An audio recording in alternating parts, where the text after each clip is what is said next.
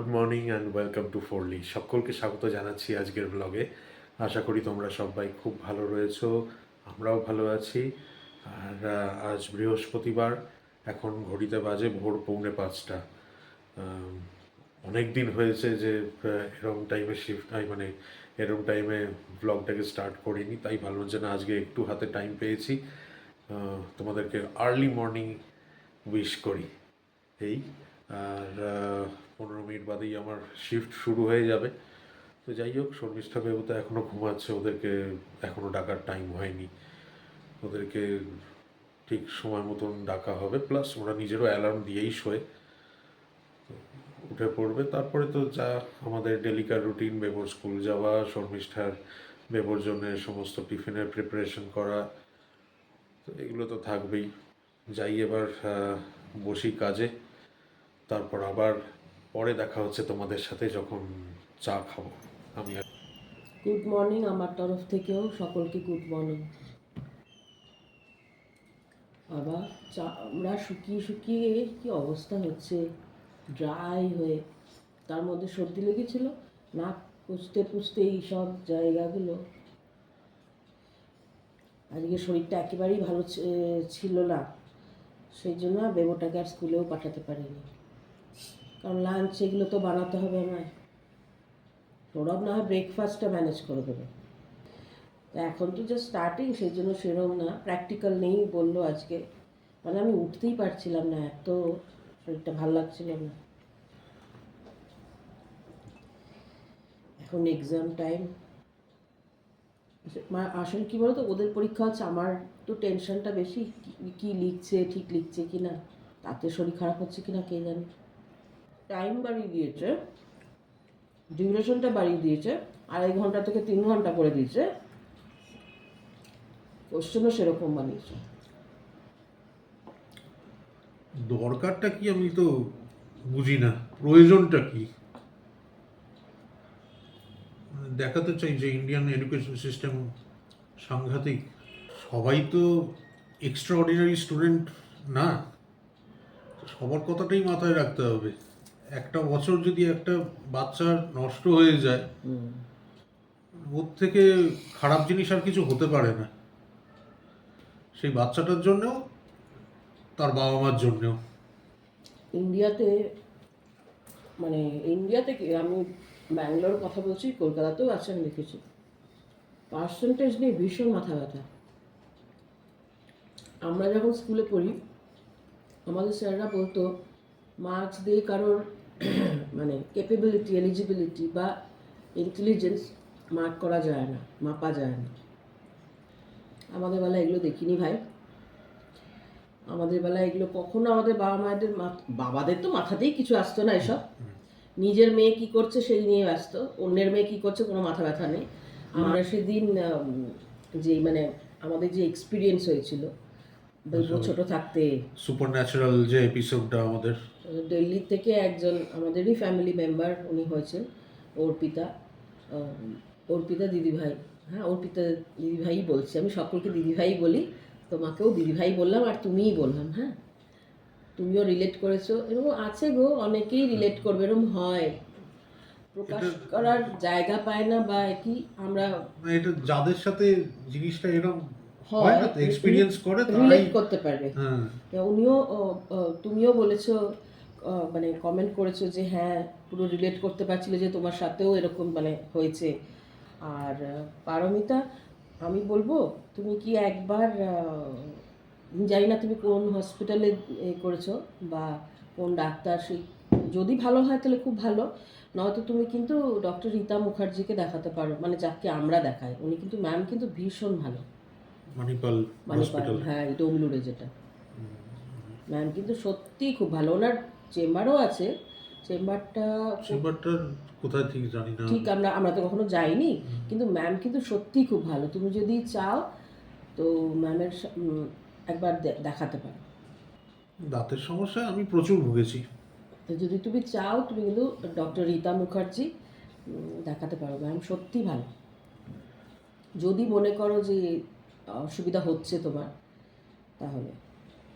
আর ঈশাদি, further কনসালটেশনের জন্য হ্যাঁ দেখাতে পারো। উনি কিন্তু সত্যি ভালো, আমি তো বলবো। আর ঈশাদি, হুম। নিজের শরীরের খেয়াল রাখো, কারণ তোমাকে আবার এতটা আসতে হবে, এখানের ওয়েদার পুরো আলাদা কলকাতার। সেই জন্যে আসলে কাজের চাপে কি বলবো, মানুষের কাজের চাপ থাকলে সেখানে না খাওয়া দাওয়া ঠিক করে হয়, না ঘুম হয়। সেদিন আমাকে প্রিয়াঙ্কা লিখেছে যে দিদি ভাই পুরো ব্রেনটা এবার মাশিন হয়ে যাবে। মাশিনই গো আমার ব্রেনটা, আমি নিজেই একটা মাশিন। আজকাল সবাই তাই হয়ে যাচ্ছে, সবাই তাই হয়ে যাচ্ছে, মানে বাচ্চা থেকে শুরু করে বয়স্ক সবাই মেশিন এখন। শুধু একটা জিনিস যেটা আমার আমার আমার খাটতে কোনো কষ্ট নেই, রান্না করতে, খাটতে, পড়াতে, মানে সারাদিন পরিশ্রম করতে কোনো কষ্ট নেই। আমার শুধু সারাদিন পরে কষ্ট একটা জায়গায়, যে যদি আমার মাটা থাকতো। কালকেই রাত্রিবেলা বেবাকে বলছিলাম, জানিস বাবু, শরীরটা তো ভালো নাই এখন, একটুখানি কিলোমিটার লাগছে। তো বেবো বলছে যে, আমি বললাম যে একটা মানুষ যে রোজ ফোন করে জিজ্ঞেস করতো খেয়েছো, কী রান্না করেছো, বা শরীর খারাপ হলে এটা করো না ওটা করো না, বললাম যে ওই ওই জিনিসটা তো আর পাই না। ওইখানটাই একটা আক্ষেপ রয়েছে আমার। রোজ মানে উইদাউট ফেল ফোন করে প্রথমত সৌরভ অফিস গেছে কিনা, বেবো স্কুল গেছে কিনা, আমি কি রান্না করেছি, ওদেরকে টিফিন দিয়েছি কিনা ঠিক করে, আমি ব্রেকফাস্ট করেছি কিনা, স্নান করেছি কিনা, সব সব জিজ্ঞেস করো। তারপরে হয়তো আমি বেবাকে বললাম যে আসলে মাঝে মাঝে কী হতো, যখন আমি তখন চাকরি করি তখন হয়তো অফিস টাইমে ফোন করছি, এবার বারবার মা তো বুঝতে পারতো না, বারবার ফোন করতো, তখন হয়তো মানে লুকিয়ে হয়তো এ করে বলতাম, মা তুমি কেন ফোন করছো, আমি তো এখন ব্যস্ত। আচ্ছা আচ্ছা ঠিক আছে, আর করবো না। এখন ভাবি কেন বলতাম, দূরে বসে তো আর বোঝা যায় না। তো সেই রোজ যে একটা ফোন আসতো সেটা তো আর আসে না, বহু বছর হয়ে গেল। কেউ বলছে কেউ তো যে না, কেউ জিজ্ঞেস করো না খেয়েছো, কী রান্না করেছো, শরীর কেমন আছে, নিজের খেয়াল রেখো। এই দুটো তিনটে লাইনই, ওই জায়গাটা আমার বিশাল কষ্টের। ও মানে ওইটা, ওটা আমার রোজ মনে পড়ে, রোজ সকাল বিকাল সব সময়। আর শরীর খারাপ হলে আরও বেশি মার কথা মনে পড়ে। সেই জন্যে প্রিয়াঙ্কা যখন মার কথা বলে, সোমা দিদি ভাই যখন মার কথা বলে, এই যে ঈশাদি মার কথা বলছে, আমার খুব ভালো লাগে ওদের কথা শুনতে। মাসিমা বলি তো, মাসির পরে তো একটা মা আছেই, ভালো লাগে। আমাদের ব্লগ দেখে সেটা খুব ভালো লাগে। সামনে কখনো দেখা হলে তো জড়িয়ে ধরে আদর করবো। সোমা দিদি ভাইয়ের মাকেও, ঈশাদির মাকেও, প্রিয়াঙ্কার মাকেও, শিলা দিদি ভাই। ও বাবা, তোমার যে এখনো মনে আছে বেজুন, বেজু বেজুন পোড়া সেদিন আমি বানিয়েছিলাম, বেজুনটা যে তোমার একারই মনে আছে, দিদি ভাইয়ের, শিলা দিদি ভাইয়ের, আর কারোর হয়তো অতটা খেয়ালও করেনি। দারুণ লেগেছে। আমি নিজেও ভুলে গেছিলাম, সৌরভও ভুলে গেছিল নিশ্চয়ই। হ্যাঁ, আমিও ভুলে গেছিলাম। মনে থাকলে তো ঠিক বলতো। ও বাবা, দারুণ লাগলো সত্যি। কলকাতায় গেলে তোমাদের সকলের সাথে দেখা করব, সকলের সাথে। এখানে তো বেবোর ছুটিটা পড়ুক, তখন পারমিতার সঙ্গে দেখা করবো, শ্রেয়সী যদি এখানে থাকে শ্রেয়সীর সঙ্গে দেখা করব, খুব ইচ্ছা। রূপাদিটা জানাতে হবে। রূপাদি ভাই কবে আসবে, তারপরে রূপাদি ভাইয়ের কিছু ট্রিটমেন্ট আছে, সেগুলো হয়ে গেলে, সুস্থ হলে দেখা করব। সত্যি যদি আমরা কলকাতায় থাকতাম তাহলে তো আমরা দেখা করতাম, তাহলে তো 100 বার, কি মজা হতো না। 100 বার দেখা হতো। তখন আমার নিজেকে একা মনে হতো না, তোমাদের সকলকে দেখতাম, প্রিয়াঙ্কা, মাসিমাকে, তখন মনে হতো এই তো আমার রয়েছে মা, মাসিমা, তারপরে তোমার সোমা দিদি ভাই, সোমা দিদি ভাইয়ের মাকেও, সোমা দিদি ভাইয়ের মা তো কলকাতাতেই থাকে। তারপরে শিলা দিদি ভাইয়ের সঙ্গে দেখা হতো, কি দারুণ হতো। তোমার সাথে আমি গড়িয়াহাটও যেতাম, তোমার সাথে আমি গড়িয়াহাট যেতাম, যে যার তালে। হ্যাঁ না, কারণ আমি একা একা যেতে ভয় পাই, একা একা রাস্তায় যেতে একটু ভয় পাই। তো কেউ একটা সাথে না হলে কেউ যায় না, সেজন্যই কখনোই যেতে পারি না। তোমাকে পেতাম, এই প্রিয়াঙ্কার সঙ্গেও যেতাম, প্রিয়াঙ্কার ছুটি যখন থাকতো। ওখানেও তো কত মেলা হয় প্রিয়াঙ্কাদের ওদিকে। আমার একটা ফ্যামিলি মেম্বার আছে সুন্দরবনে, নমিতা না না, খুব মিষ্টি, খুব মিষ্টি নমিতা। তুমি সত্যি খুব, তুমি ছোটো, অনেক ছোটো আমার থেকে, খুব মিষ্টি লাগে গো তোমাকে। তোমার কথাগুলো যখন শুনি না, খুব মিষ্টি লাগে। আমি বলেছি নমিতাকে, কলকাতায় যদি কখনো যাই আর সুন্দরবন যাই, ওর বাড়িতে যাবোই আমি। ওর দোকানও আছে, কেনাকাটি করব। খুব মিষ্টি মেয়ে। সেদিন কাঁকড়া রান্না করছিল, ও দেখে যা লোভ লাগছিল না। এখানে তো পাই না, সৌরভ খায় না, ওর অ্যালার্জি, কোনো দিনই খায়নি।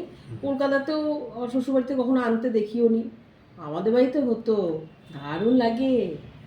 আলু দিয়ে ঝোল, একটু মাংসর মতন করে, ছোট্ট ছোট্ট কাঁকড়াগুলো জ্যান্ত ধরে এনে, দেশি কাঁকড়া, দেশি কাঁকড়া, ও দেখেই যা লোভ লাগছিল না। খুব সুন্দর, খুব ভালো, দেখেই মনে হয় মিষ্টি মেয়ে। সে কিন্তু আমাদের প্রিয়াঙ্কাও খুবই মিষ্টি। আচ্ছা, সোমা দিদি ভাইও কিন্তু খুব ভালো হয়। তুমি সোমা দিদি ভাই বলবে, শর্মী তুমি সকলের নামে বললে, আমার নামে বললে আমি দুঃখ পেয়েছি। না না, সোমা দিদি ভাইও খুব ভালো। আমার ওরকম গোলু গোলু একটু দেখে একটুখানি এরকম জড়িয়ে ধরবো, দারুণ লাগে। সবাই ভালো গো, তোমরা সবাই। আমি দেখো, দেখা হলে বুঝতে পারবে যে শর্মিষ্ঠা কতটা ভালোবাসো তোমাদেরকে। রূপা দিদি ভাই মাঝে মাঝে ভুল করে আবার আপনি বলে দেয়। ঠিক আছে, আমি এখন এটা করি না, কিন্তু রূপা দিদি ভাই ভীষণ ভালোবাসে আমাদেরকে, স্পেশালি সৌরভকে। শিলা দিদি ভাইও বেশি ভালোবাসে সৌরভকে। ভালোবাসার মতনই আমি। কেন আমি নই? রূপা দিদি ভাইও বেশি ভালোবাসে, ভাই ভাই ভাই। আর ওদিকে শিলা দিদি ভাইও। ঈশা দিয়ে আবার ব্যালেন্স করে চলে, ও স্মার্ট এনাফ, মানে দুজনকেই সমান ভালোবাসে। নমিতাও আমাকেই ভালোবাসে, আমি জানি। দিদি ভাই দিদি ভাই দিদি ভাই, আমার দিদি ভাই ডাকটা শুনতে যে কি ভালো লাগে, খুব ভালো লাগে। আমার দিদি ভাই ডাকতেও ভালো লাগে, শুনতেও ভালো লাগে। কিরকম একটা গুমোট হয়ে আছে জানো পরিবেশটা, মানে ভেতরের না, বাইরের। মানে মনে হচ্ছে না এই বৃষ্টি হবে, বৃষ্টি হবে না, চাপা একটা মেঘ মতন আছে আকাশে, বোঝাই যাচ্ছে। কারণ রোদটা কিন্তু ওরকম ফুটে হচ্ছে না, মানে তাতে কি হচ্ছে, তাপটা আরো গুমোট ভাবটা বাড়ছে। কলকাতায় কিরকম গরম, ভালোই গরম, আরো গরম বাড়বে এক্সপেক্টেড এই সপ্তাহ থেকে, সেটাই চৈত্র মাস। হ্যাঁ, বলছে তো নাকি 40-র কাছাকাছি এখনই উঠে যাবে টেম্পারেচার। চৈত্র মাস পড়বে, গরম হবে না হয়?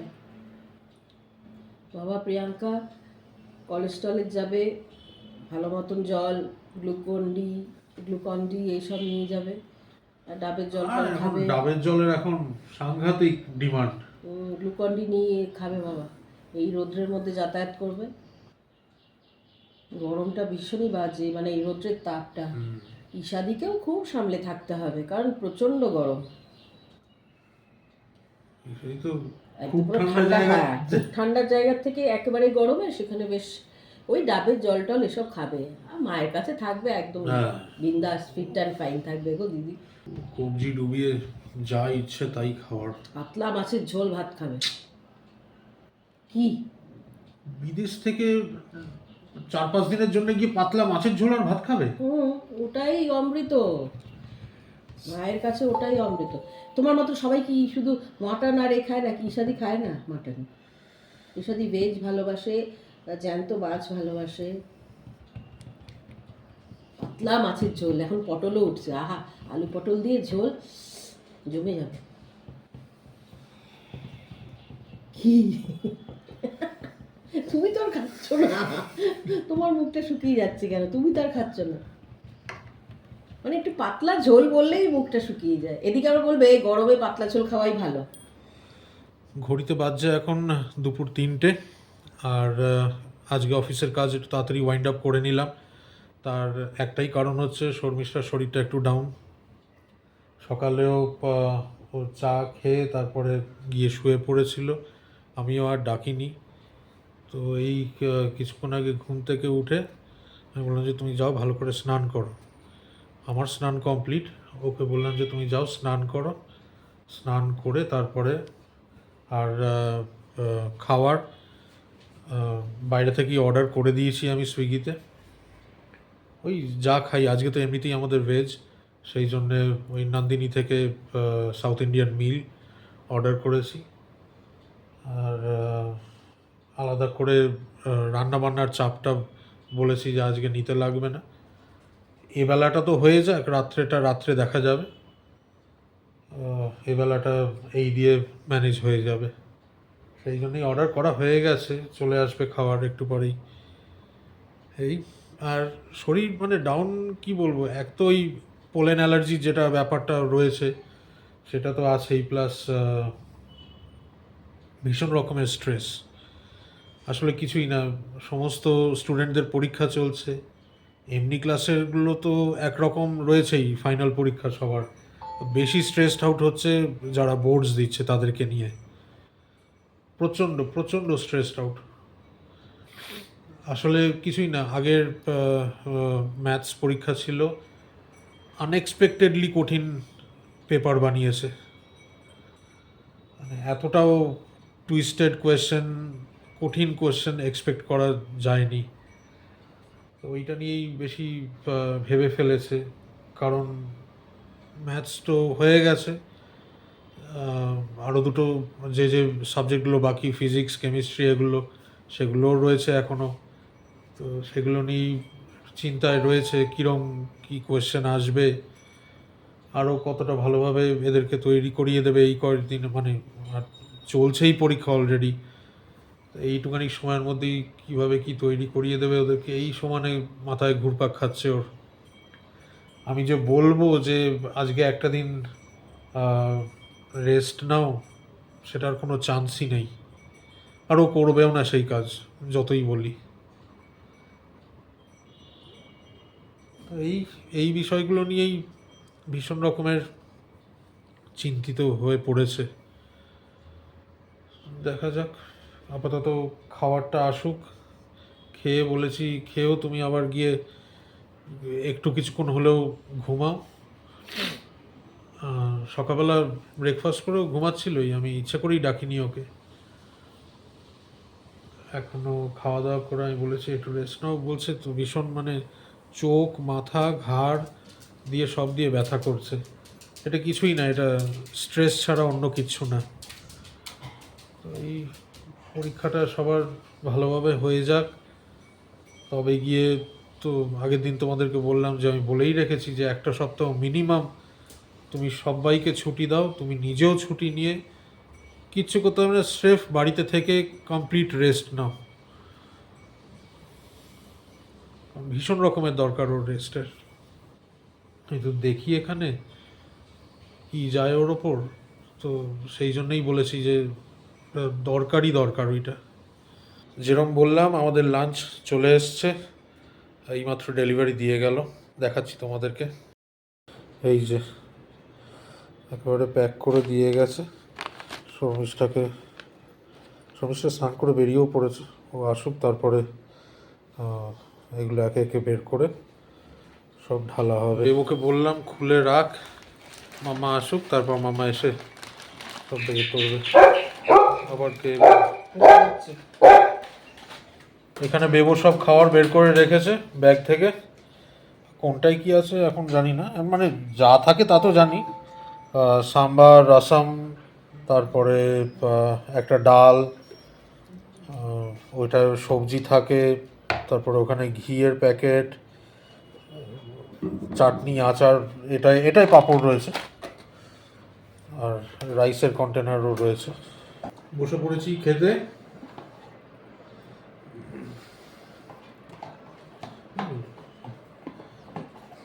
এই খাবারটা তাও খেতে পারি আমরা, কারণ এটা আন্ধ্রার মিল যেহেতু, একটু স্পাইসি। আমাদের মানে আমরা যেরকম খাওয়া দাওয়া করি একটু স্পাইসি মশলাদার, ওইরকম টাইপের খাওয়া। মেজরিটি কান্নাডিগারা এইটা পছন্দ করে না, জানো তো। ওরা তো ঝাল খায় না এখানে। আমি আদিত্যাকেই ওদিন জিজ্ঞেস করছিলাম স্কুলে, আন্ধ্রার অনেক ধরনের এরকম চাটনি বানায় ওরা। নেই বেটা।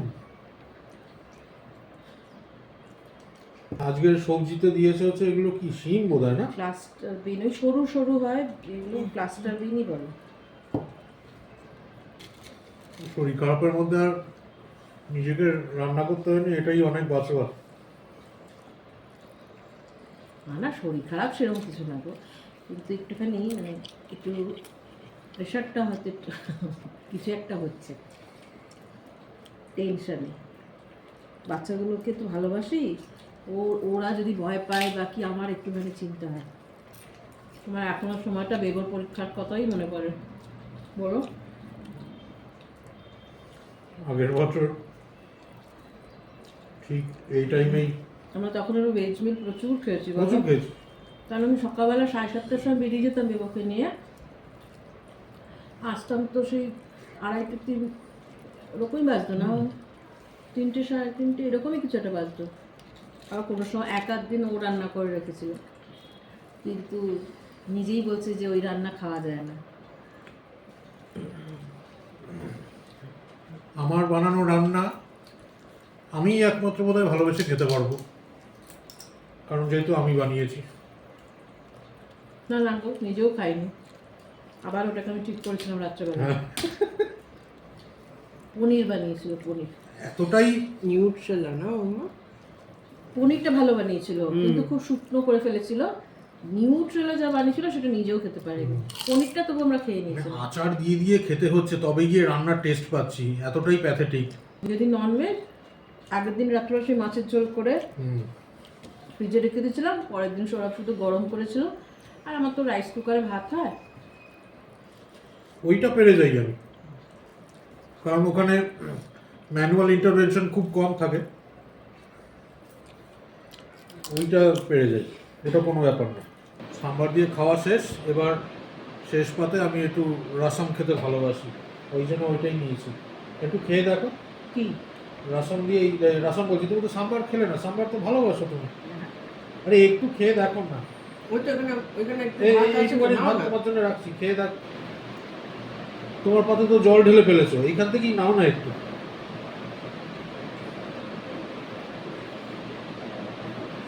আমি লাস্টে একটু রসম খাই আমি। রসম বলে, রাসাম বলে। ওই একই। বেবর ছুটি করলে একদিন, আমি আর বেবো খুব ভালোবাসি, সেটা হচ্ছে আবিয়াল। হ্যাঁ, আবিয়াল। আবিয়াল বানাবো, কার্ড রাইস বানাবো, ওটা খাবো আমরা লাঞ্চে। ওরাই খাবে। আর কেরালায় যেরকম একে মাছের ডিম dish ভাজা হয় না? ভাত দিয়ে দেবো, হ্যাঁ। ডাল ভাত, ও খেয়ে নেবে, আমি আর দেবো তাই খাবো। আমি আবিয়ালকে তো ভীষণ ভালোবাসি, কিন্তু আমার আবিয়ালটা একটু অন্য ধরনের হয়। আমি করবো, সীমা দেখবে, সীমা বলবে যে ওটা ঠিক ঠিক বানাচ্ছি কিনা। আমি খুব ড্রাই বানাই না। আমি কেন রান্নাটা আমি সত্য শরীর খারাপ হলেও করি, আজকে একদমই পারিনি, সেই জন্য নয়তো এই 2 দিন করেছি আমি।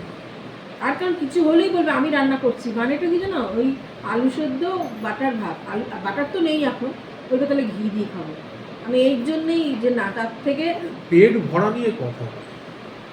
তোমরা কেউ বিশ্বাস করবে কিনা জানি না, আমার বাড়িতে আমি বাটার আনি না, ঘিও ছোট, সেটা মানে একটু একটু করে কোনো খাবারে একান্তই দিতে হবে, নয়তো আমি সেরকম রান্নাই করি না যেটার মধ্যে ঘি দিতে হবে। সেদিন ধোকা ডালটা আমাকে বলছে যে কই তুমি তো ঘি ফি কিছুই দিলে না, আর এমনি খেতে ভালো হয়েছে। আমি ঘিও সেই রকম ব্যবহার করি না। এই জন্য এই শরীরের গ্লেজ কমে যাচ্ছে। রাত্রিবেলাতেও বাইরে থেকেই আনিয়ে নিয়েছি খাবার, খুবই সিম্পল খাবার। নিয়েছি হচ্ছে রুমালি রুটি আর পনিরের একটা আইটেম, এই যে পনিরের একটা আইটেম, আর এখানে রুমালি রুটি আছে, এই যা। আর ওই একটাই কারণ, সেটা হচ্ছে শর্মিষ্ঠাকে পড়িয়ে উঠে আর রান্নাঘরে বারণ করলাম যেতে, ও তাও জোর করছিল যাওয়ার জন্য, কিন্তু আমি আর বেবো দুজনেই বলেছি যে না, আজকে দুপুরবেলাতেও যেরকম কিছু করতে দিইনি, রাত্রিবেলাতেও কিছু করতে হবে না। রাত্রিবেলাতেও সিম্পলই তো খাবার, এমন তো না যে রিচ কোনো খাবার খাচ্ছি, শুধু এই রুমালি রুটি আর পনির দিয়েই আমাদের রাত্রিবেলাটা হয়ে যাবে। ব্লগটাকে আর বেশি বড় করলাম না আজকে, শরীরটা ঠিক হোক। একটু রেস্ট নিলেই ঠিক হবে। অন্য বললামই, বারবারই বলছি এক কথা, যে বড্ড বেশি স্ট্রেসড আউট হয়ে পড়েছে বলে শরীরটা একটু গন্ডগোল পাকিয়েছে। এই খাওয়া দাওয়া করে নিই, তোমাদের সাথে আবার কাল দেখা হচ্ছে। আর গতকাল ব্লগ দিতে পারিনি, তারও এই একটাই কারণ, দেখো আমি আমার একার চেষ্টায় তো আমি কিছু করে উঠতে পারবো না। আমাদের এটা একটা টিম ওয়ার্ক হিসেবেই কাজ করি। তো একজন যদি একটু ডিস্টার্ব হয়ে যায়, তো বাকিরা সেরকম একটা কিছু সেটাকে মেকআপ অতটাও দেওয়া যায় না। তো ওই জন্যই কালকে ব্লগ দিতে পারিনি। এই ব্লগটাকে এখানেই এন্ড করছি। সবাই তোমরা খুব ভালো থেকো, সুস্থ থেকো, আর দেখতে থাকো পড়লি, সঙ্গে থাকো